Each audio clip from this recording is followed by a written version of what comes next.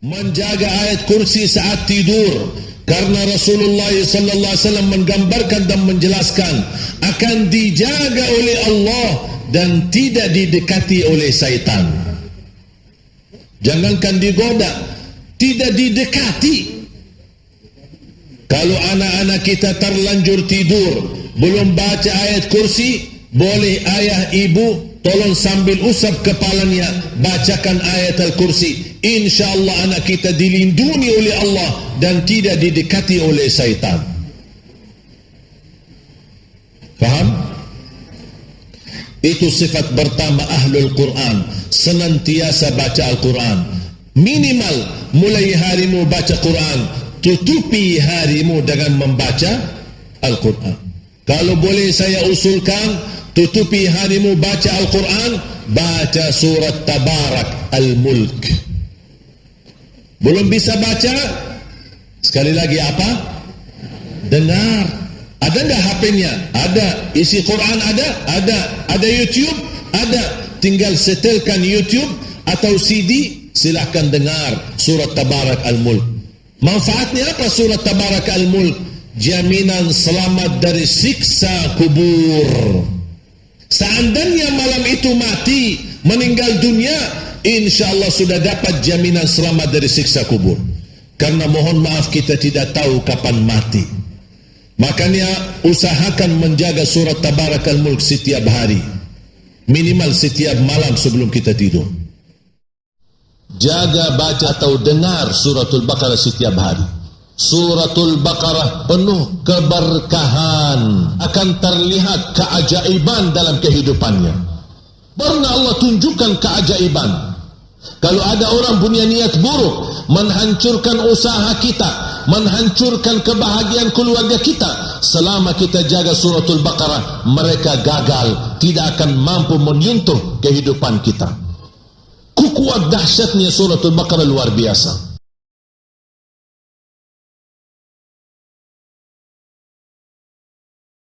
Alhamdulillah kita melanjutkan safari dakwah kami.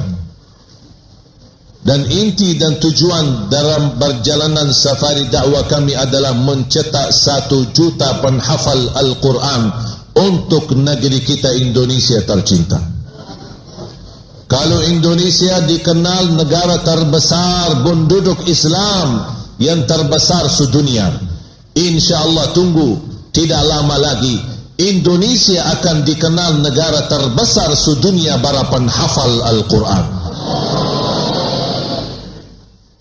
Orang munafik yang membawa kebatilan, yang membawa kemungkaran, mereka berani bekerja keras, menghabiskan waktu, menghabiskan tenaga, menghabiskan ilmu, menghabiskan fikiran, bahkan menghabiskan harta untuk menghancurkan Islam dan umat Islam di Indonesia.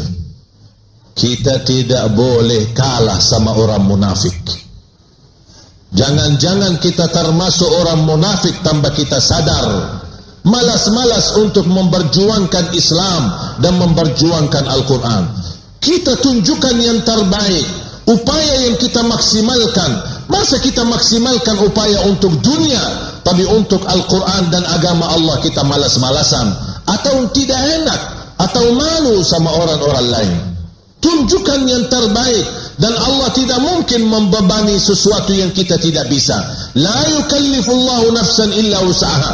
Mana yang anda bisa, lipatkan dirimu untuk yang terbaik, untuk Islam dan untuk Al-Quran, supaya perjuangan kita jadi saksi di hadapan Allah. Dan ketika besok di hari kiamat, berbagi orang yang masuk surga dan ada orang masuk neraka, termasuk orang munafikin, kita digeserkan, diselamatkan oleh Allah karena perjuangan kita menjadi saksi di hadapan Allah. Ya Allah, saya bukan orang munafik, dan buktinya perjuanganku untuk Al-Quran, untuk keluargaku mencintai Al-Quran dan berakhlak akhlakul Quran.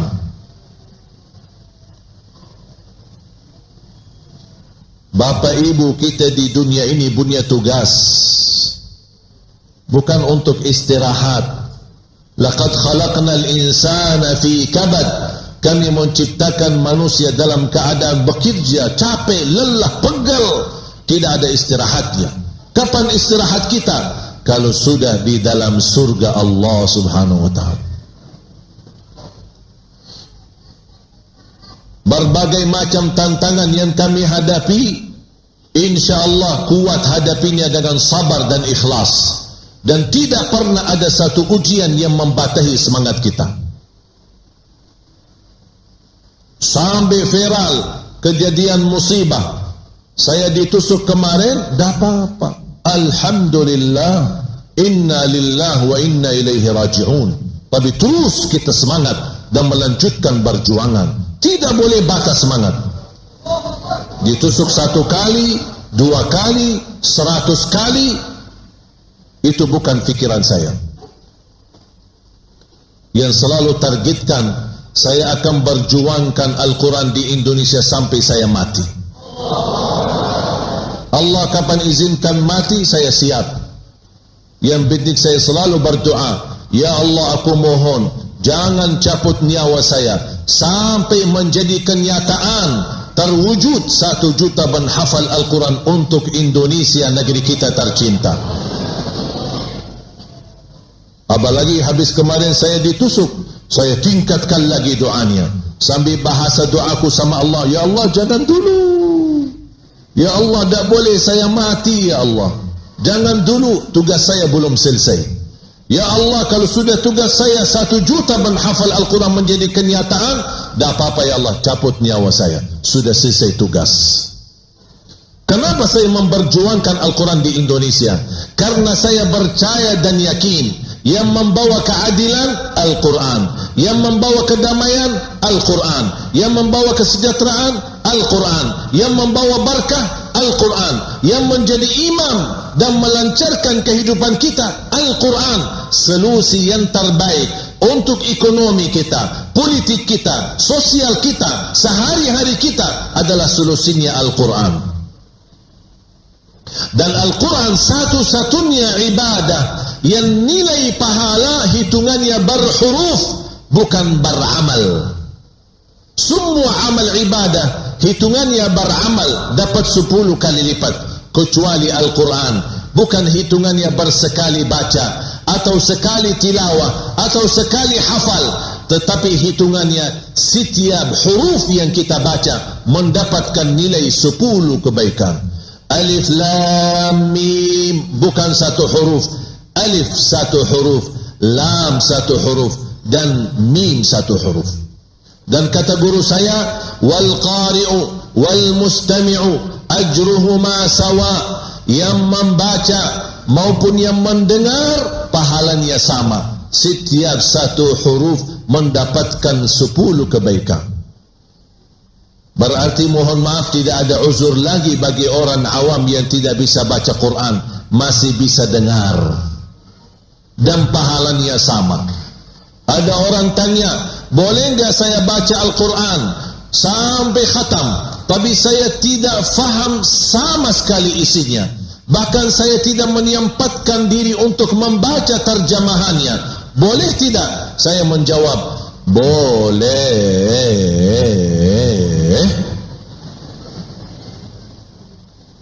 Dan ini bukan kata saya, tapi kata Rasulullah sallallahu alaihi wasallam di hadis yang sahih, man qara'a harfan min kitabillah falahu hasanah wal hasanatu bi 10 amsalha.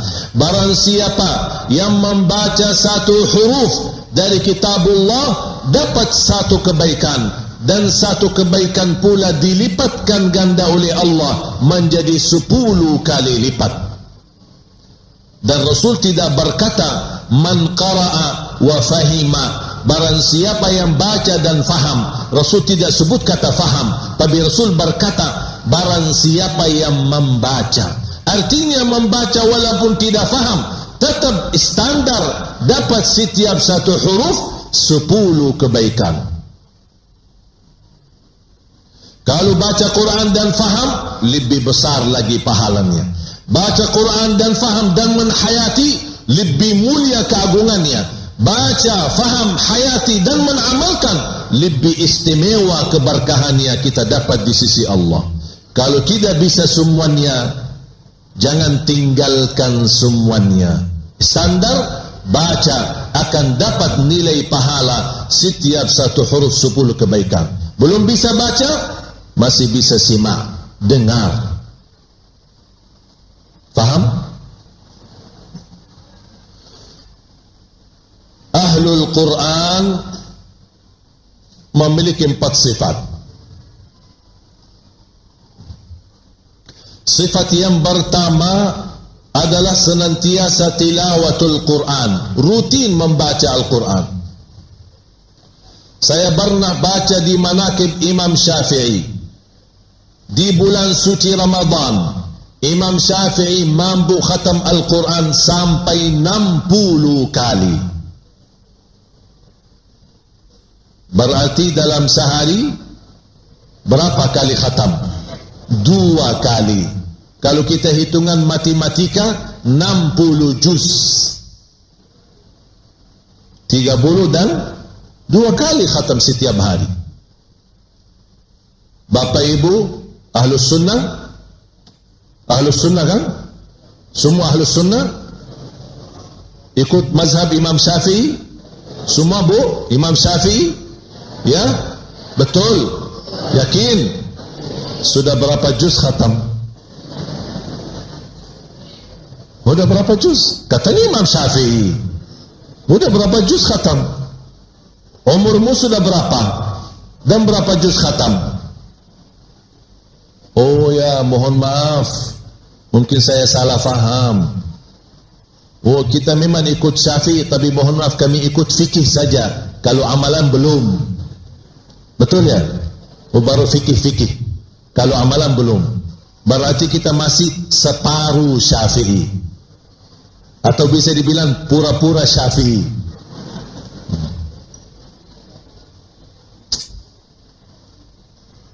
Mudah-mudahan kita bisa meniru Imam Syafi'i. Bukan hanya kita mengikuti pandangan fikihnya, tapi pula kita ikuti ilmunya, akhlaknya, dan amal kebaikannya, supaya kita nanti di hari kiamat yang selama ini kita ikuti, kita bisa mendapatkan bertemu di dalam surga Allah Subhanahu wa ta'ala. Saya yakin semuanya berkeinginan bertemu Imam Syafi'i, karena kita kan ikut mazhab Imam Syafi'i. Siapa yang tidak ingin bertemu dengan imamnya, apalagi bertemu dengan Nabi Muhammad sallallahu alaihi wasallam. Mulai hari ini jangan lewat satu hari tidak baca Quran, atau simak Al-Quran, dengar. Bisa enggak dijaga itu? Jangan lewat satu hari tidak baca Quran. Usahakan baca semampunya. Kalau boleh, minimal mulai harimu baca Quran, tutupi harimu dengan baca Quran. Itu minimal, supaya diantaranya jadi berkah. Apalagi kalau bisa jaga baca suratul Baqarah atau dengar suratul Baqarah setiap hari. Karena Rasulullah sallallahu alaihi wasallam bersabda di hadis yang sahih, "Alaikum bi suratil Baqarah fa inna akhdaha barakah wa tarkuha hasrah wa la tastati'uha al-batala." Ambillah suratul Baqarah, karena sesungguhnya suratul Baqarah penuh keberkahan. Banyak keberkahannya di dalam. Bahkan kata guru saya, barang siapa yang rutin istiqomah membaca suratul Baqarah, akan terlihat keajaiban dalam kehidupannya. Pernah Allah tunjukkan keajaiban. Dan barang siapa, kata Rasulullah, barang siapa yang tinggalkan suratul Baqarah bakal nyesal. Mau enggak kira-kira jadi orang nyesal? Jaga suratul Baqarah. Bahkan suratul Baqarah kalau kita rutinkan, tukang sihir, tukang ramal, tukang dukun, tidak akan mampu menggoda kita atau menghancurkan kehidupan kita. Kalau ada orang punya niat buruk, menghancurkan usaha kita, menghancurkan kebahagiaan keluarga kita, selama kita jaga suratul Baqarah, mereka gagal, tidak akan mampu menyentuh kehidupan kita. Kuat dahsyatnya suratul Baqarah luar biasa. 286 ayat. Kalau tidak bisa dibacakan sekali duduk, sekali baca, dah apa-apa, bagi-bagi. Satu hari boleh, belum mampu, dah apa-apa 2 hari, belum mampu, dah apa-apa 3 hari. Allah terima cicilan kok, Allah terima. Cicilan pun Allah terima. Nanti masuk surga cicilan juga ya. Apapun kemampuan kita, belum bisa 3 hari, dah apa-apa 1 minggu. Tapi kalau sudah tuntas suratul Baqarah, ulang lagi. Jadi rutin, jangan tertinggal. Jadi wirid yang diistiqamahkan, jangan tinggalkan. Siap? Yang kedua, ayat kursi. Jangan tinggalkan ayat kursi. Semua kan hafal ayat kursi? Tapi tahu tak pahalanya? Apa pahalanya? Pahalanya apa? Selamat. Barang Rasulullah sallallahu alaihi wasallam bersabda, "Man qara'a ayatal kursi dubura kulli salatin laisa bainahu wa bainal jannati illa an yamut." Barang siapa yang baca ayat kursi setiap habis salat, dijamin masuk surga. Subhanallah. Ya Allah, saya membayangkan satu ayat menjaminkan masuk surga. Kira-kira gimana suratul Baqarah? Kira-kira gimana 30 juz Al-Quran?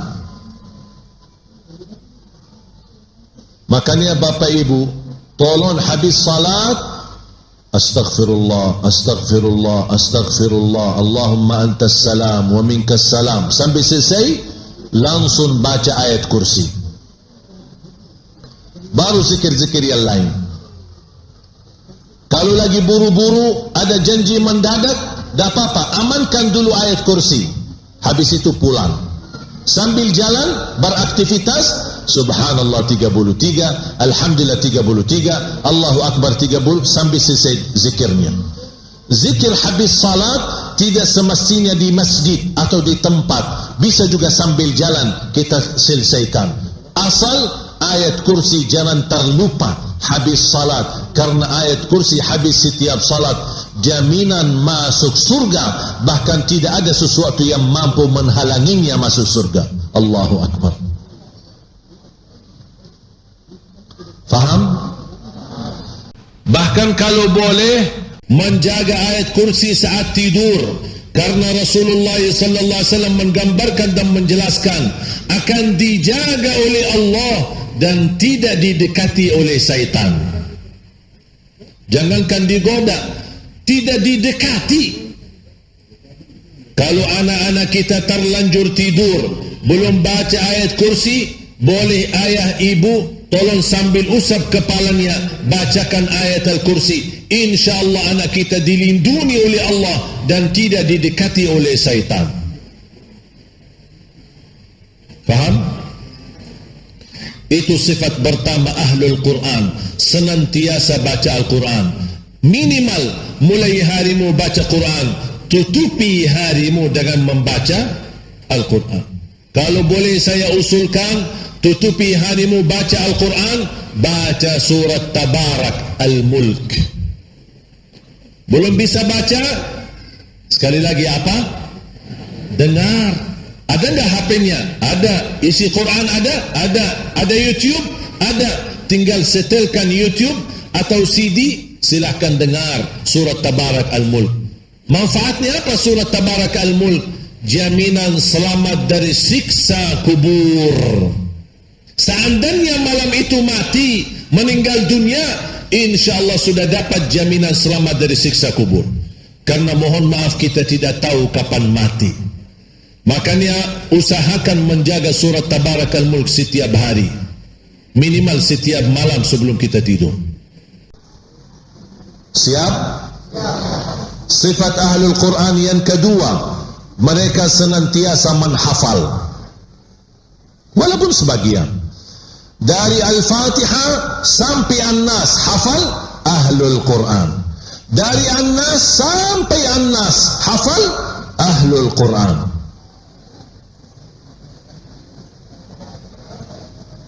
Faham gak? An-Nas sampai An-Nas maksudnya apa? Satu surah. Ya satu surah. InsyaAllah ahlul Quran. Karena ahlul Quran tidak semestinya hafal 30 juz. Kalau hafal juz 30 pun termasuk ahlul Quran. Atau yang kita standar hafal ayat-ayat yang suka baca di dalam salat kita. 4 kul. Tahu 4 kul? Saya pertama kali pas saya di Indonesia, saya belum begitu faham bahasa Indonesia. 2008, 2009 saya belum bisa bahasa Indonesia. 2010 mulai sedikit-sedikit bisa bahasa Indonesia. Saya pernah ikut salah satu da'i, teman saya. Saya ikut mendengar, perhatikan. Kalau dia sebutin hadis atau ayat bahasa Arab, saya kan faham bahasa Arabnya. Pas begitu dia menyebutkan bahasa Indonesia, gitu artinya. Saya tidak pernah belajar kamus, tidak pernah kursus, tidak pernah masuk sekolah bahasa Indonesia, tapi hanya suka dengar. Dengar baik-baik, alhamdulillah bisa bahasa Indonesia. Pernah salah satu ceramah beliau menyampaikan kepada jamaah amalan-amalan, tolong dijaga. Di antaranya 4 kul. Pas saya dengar 4 kul, apa yang 4 kul ini? Kul, 4 kul. Saya penasaran. Tapi saya melihat wajah jamaah tidak penasaran, biasa-biasa aja. Tambah bingung saya. Tapi gimana? Nanti udah saya mau tanya. Begitu selesai ceramah kita pas pulang, Ustaz, saya ingin tanya. Saya agak penasaran. Tadi saya dengar Ustaz bilang 4 kul. Apa itu 4 kul? Saya cari di dalam agama, tidak ada 4 kul. Hadis Rasul tidak pernah bilang Rasulullah 4 kul gitu. Apa itu 4 kul? Oh, kalau kami di dalam bahasa Indonesia ada kata-kata singkat. Makanya kami kasih 4 kul yang dimaksud. Qul ya ayyuhal kafirun, qul huwallahu ahad, qul a'udzu birabbil falaq, qul a'udzu birabbin nas. Astaghfirullahalazim.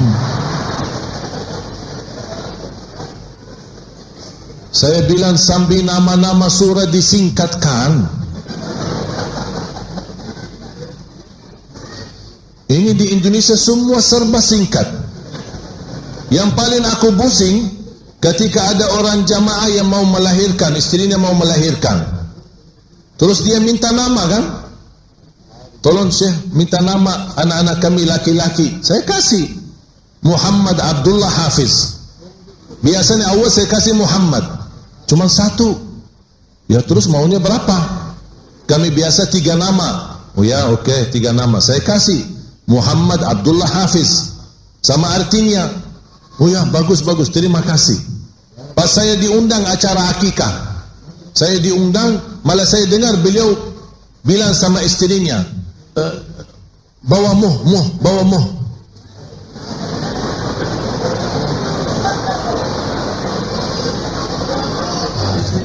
Saya pas dengar, kok muh? Oh jalan-jalan ini macam makanannya. Saya pikir makan apa namanya muh gitu. Tiba-tiba yang dibawa malah anak. Ini apa ini? Muh. Kalau saya tidak salah, kasih nama Muhammad Abdullah Hafiz. Ya ini Muhammad Abdullah Hafiz. Kukul jadi muh. Ya ini kan singkat.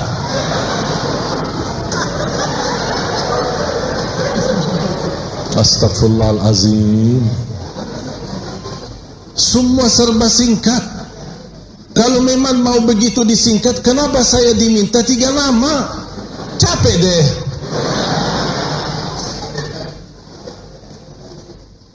Ini nama berubah doa, apalagi yang berbunyi bahasa Arab. Kalau mungkin bahasa Indonesia dipanggil misal Agus, Gus, tidak apa-apa. Itu terserahmu. Kalau yang bahasa Arab itu doa. Muhammad orang yang terpuji. Kalau Nuh apa? Orang yang celaka gitu. Apalagi yang ada kaitan Asmaul Husna. Abdullah, Dullah. Astaghfirullahalazim. Sampai nama Allah disingkat. Nama Allah kalam yang suci, nama Allah kalimat yang terindah, kalamullah, dan nama-nama Allah kalam yang paling sempurna. Masa kita singkatkan? Abdul Karim, Rim.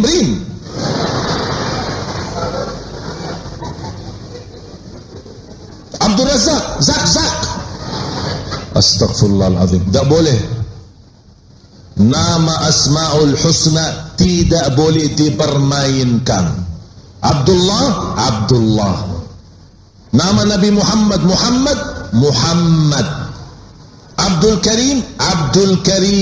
Nama panggilannya itu Abdul Karim. Nama dia Abdul Karim.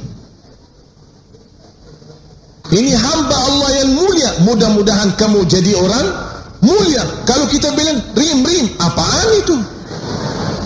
Malaikat pun bingung mau bilang amin atau mau bilang apa. Jalan-jalan malaikat na'udzubillah. Tolong jaga, tolong diperhatikan. Tidak boleh disingkatkan. Sampai kemarin pernah ada orang WA saya, Assalamualaikum, SAJ. Astaghfirullahaladzim. Apa? Ku SAJ, apaan itu SAJ? Saya fikir kalimah Indonesia yang saya belum belajar, kalimah baru. Saya tanya, maksudnya apa? Syekh Ali Jabir. Astaghfirullahalazim.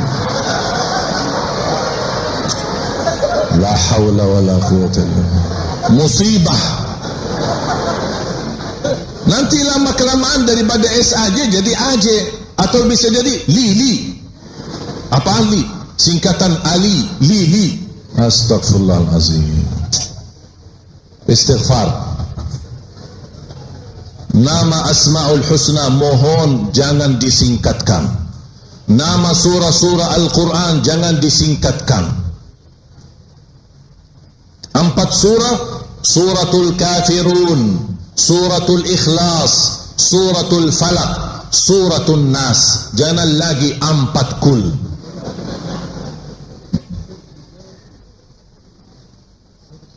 Kalau Suratul Baqarah mau dibilang apa? Kerah. Singkat kerah. Apa kerah? Baqarah. Astaghfirullahaladzim. Tolong dijaga jamaah sekalian. Tidak boleh. Kita harus hormati Asmaul Husna dan kita hormati Al-Quran. Jadi Ahlul Quran yang menghafal Al-Quran semuanya atau sebagian, termasuk mereka mendapatkan karunia Ahlul Quran. Yang ketiga, yang mentadabburi Al-Quran. Mentadabburi Al-Quran. Walaupun kita tidak mampu menhayati seluruh isi Al-Quran, minimal ayat yang kita sering baca, usahakan mampu menhayati maknanya. Contoh, Al-Fatihah. Jangan hanya asal kita baca. Al-Fatihah yang menjadi rukun utama dalam salat. Bahkan tidak sah salat kita tanpa suratul Fatihah. Masa kita tidak bisa menhayati maknanya dan memahami isinya? Dan subhanallah, semakin memahami makna suratul Fatihah dan menhayati isinya akan menantarkan kemudahan khusyuk dalam salat. Saya yakin kita tidak akan mampu menhayati isi Al-Quran secara keseluruhan. Bahkan bisa habis umur kita, belum tentu menhabiskan menhayati isi Al-Quran. Tapi kita harus berupaya sesuai kemampuan kita. Minimal ayat yang sering kita pakai dan gunakan di dalam salat kita atau sunnah qabliyah ba'diyah kita, minimal kita mampu memahami maknanya, supaya ketika kita salat menggunakan ayat tersebut, kita merasa keindahannya dan kenikmatannya. Yang terakhir, yang keempat, menamalkan isi kandungan Al-Quran.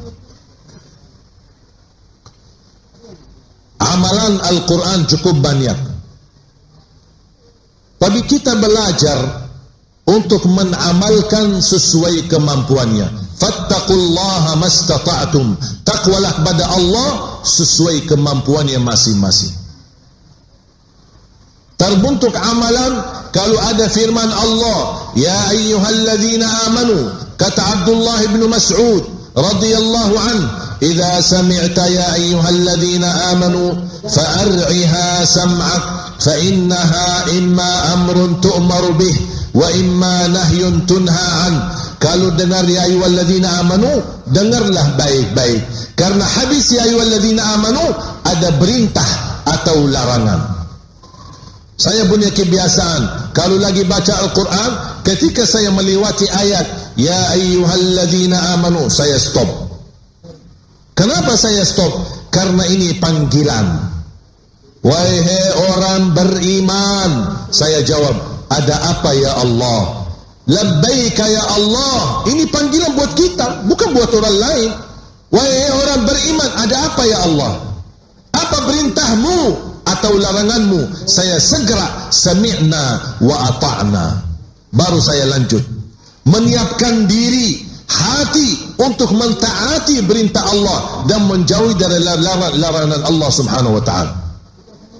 Contoh, ketika saya baca innallaha wa malaikatahu yusalluna 'alan nabi, biasanya kalau kita sebutin ayat ini, awal ayat, kebanyakan jamaah Allahumma salli wa sallim alaihi, sallallahu alaihi wasallam. Kurang tepat. Kenapa kurang tepat? Karena inna Allah wa malaikatahu yusalluna 'alan nabi itu baru berita, bukan perintah. Dan berita ini Allah ingin menunjukkan kemuliaan Nabi Muhammad, keagungan Nabi Muhammad, keistimewaan Nabi Muhammad, derajat tinggi Nabi Muhammad di mata Allah, sampai Allah tidak putus bersalawat kepada Nabi Muhammad. Bahkan malaikatnya pun tidak henti untuk bersalawat kepada Nabi Muhammad. Makanya terhadap berita gembira, apa ucapan yang pas dan tepat? Apa? Kalau ada orang telefon, Pak, Bu, alhamdulillah anaknya lulus, bahkan dapat ranking 1. Inna lillahi wa inna ilaihi raji'un. Kira-kira pas? Alhamdulillah, operasi ayah lancar dan berhasil. La haula wa la quwwata illa. Kira-kira pas? Ucapan yang pas terhadap berita gembira apa? Alhamdulillah. Makanya inna Allah wa malaikatahu yusalluna 'alan nabi. Alhamdulillah. Artinya apa? Segala puji bagimu ya Allah atas anugerah kemuliaan kepada Nabi kita Nabi Muhammad sallallahu alaihi wasallam. Terus kapan kita salawat? Ya ayyuhalladzina amanu labbaika ya Allah. Ada apa? Apa perintahmu? Sallu alaihi wa sallimu taslima. Sallallahu alaihi wasallam. Itu cara saya menhayati Al-Quran. Kita merasakan, karena Al-Quran ketika kita baca, kata guru saya, barang siapa yang ingin mendengar Allah berbicara, baca Quran. Berarti ketika kita baca maupun dengar Al-Quran, berarti kita lagi mendengar Allah berbicara. Dan kita harus ada reaksi, ada respon ketika kita membaca, bukan asal-asal baca begitu saja, tapi kita berusaha sesuai kemampuan kita menhayati, karena kita sedang berkomunikasi sama Allah Subhanahu wa ta'ala. Faham Bapak Ibu? Jelas? Mari kita sama-sama tingkatkan akhlak mulia kita bersama Al-Quran, agar kita mampu meniru akhlak Nabi Muhammad sallallahu alaihi wasallam. Mudah-mudahan kita semua menjadi ahlul Quran di dunia, ahlul Quran di akhirat. Mudah-mudahan semua yang hadir selepas acara ini tertulis nama kita masing-masing sebagai orang yang mendapatkan syafaatnya Al-Quran. Amin, amin ya rabbal alamin. Bapak Ibu, saya harap tetap berada di tempat. InsyaAllah panitia akan menyampaikan inti daripada program perjuangan kita. Saya mohon doa restu agar insya-Allah program 1 juta penghafal Al-Quran menjadi kenyataan, dan saya harap program ini menjadi milik kita bersama, amalan kita bersama, sedekah kita bersama, perjuangan kita bersama. Karena program 1 juta penghafal Al-Quran bukan milik Ali Jabir, tapi mudah-mudahan menjadi milik kita bersama dan keluarga kita, agar kita sama-sama bergabung menjadi keluarga besar Ahlul Quran di dunia, dan insya-Allah Ahlul Quran di akhirat. Bapak Ibu, jangan kemana-mana. Sesaat lagi kami kembali. Jazakumullahu khairan. Terima kasih luar biasa support dan dukungan dari masyarakat di Ternate. Mudah-mudahan menjadi amal salih. Allah Maha Saksi, malaika pun ikut menyaksikan. InsyaAllah perjuangan kita menjadi kenyataan. Dan insyaAllah besok kalau kita dipanggil oleh Allah, dan mudah-mudahan kita meninggal dunia dalam keadaan husnul khatimah, insyaAllah sepanjang kita di alam kubur, di alam barzakh, Allah salurkan pahala bacaan anak-anak para penghafal Al-Quran. Mereka baca, jangan khawatir, insyaAllah semua pahala bacaan mereka, setiap satu huruf yang mereka bacakan di dalam salat maupun di luar salat, kita akan mendapatkan bagiannya di alam kubur. Bahkan buku amal kita tidak akan tertutup, karena masih disalurkan dengan sedekah yang insyaAllah tidak terputus pahalanya sampai hari kiamat.